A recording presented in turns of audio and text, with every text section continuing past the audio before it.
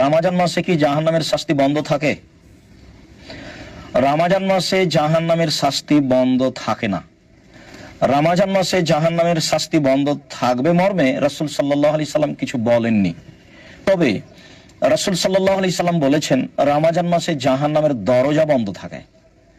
আবু হুরায়রা রাদিয়াল্লাহু তাআলা আনহু বলেন, রাসূল সাল্লাল্লাহু আলাইহি সাল্লাম বলেছেন, গুল্লিকাত আবওয়াবু জাহান্নাম, রমজান মাসে জাহান্নামের দরজা বন্ধ করা হয়। ও ফতিহাত আবওয়াবুর রাহমা, রহমতের দরজা খুলে দেওয়া হয়। ও ফতিহাত আবওয়াবুল জান্নাহ, জান্নাতের দরজা খুলে দেওয়া হয়।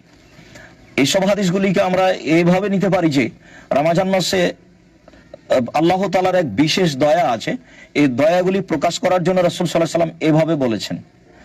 আরো আমরা বলতে পারি যে জাহান্নামের শাস্তি তো আসলে জাহান্নামে এখনো চালু হয়নি। জাহান্নামের শাস্তি তো মানুষ যখন জাহান্নামে যাবে তখন চালু হবে। তবে আমরা এ মর্মে বলতে পারি যে মানুষ মারা গেলে জাহান্নাম এবং জান্নাত তার সামনে পেশ করা হয়, তখন কবর থেকেই সেই জাহান্নামের শাস্তি অনুভব করে থাকে, কেননা জাহান্নামের দরজা তার সামনে খুলে দেওয়া হয়। সে জাহান্নামের শাস্তিও অনুভব করে, জাহান্নাম দেখতেও পায়।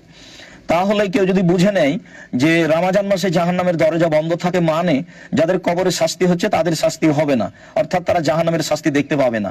কথা এরকম নয়। রাসূল সাল্লাল্লাহু আলাইহি সাল্লাম এ ব্যাপারে কিছু বলেননি, বরং এটাই ঠিক যে বাকি 11 মাস যেভাবে কবরের শাস্তি হতে থাকে রমজান মাসও সেভাবে হতেই থাকবে, কেননা কবরের শাস্তির ব্যাপারে রাসূল সাল্লাল্লাহু আলাইহি সাল্লাম কিছু বলেননি, ঠিক জাহান্নামের শাস্তির ব্যাপারেও কিছু বলেননি। শুধু বলেছেন রমজান মাসে জাহান্নামের দরজা বন্ধ থাকে।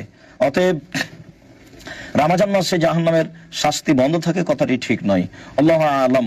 ওয়া সাল্লাল্লাহু আলা নবী ওয়া সাল্লাম।